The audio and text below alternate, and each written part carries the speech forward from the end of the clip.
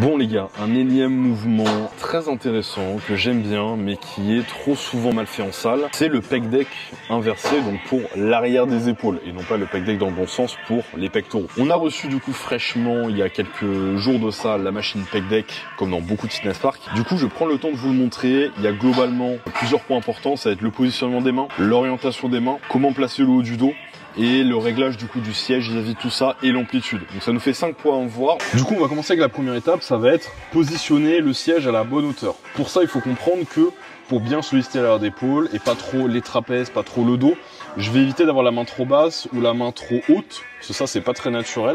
Donc je vais essayer de avoir un alignement entre ma main, mon coude et mon épaule, donc avoir les mains plus ou moins à la hauteur de mes clavicules, ok, ou de mon pec. Donc pour ça, bah là j'y suis pas encore, donc je vais un petit peu monter, ok. Et là, j'y suis plus ou moins, ok. Ensuite, ce qui va être intéressant de faire du coup, ça va être de reculer un petit peu le bassin, ok. D'être un petit peu comme si j'étais buste penché. Ce que ça va me permettre de faire, c'est d'accentuer, ça c'est le deuxième point important, la rotation interne, ok. Pour garder le haut du dos plat, les omoplates basses, les épaules basses.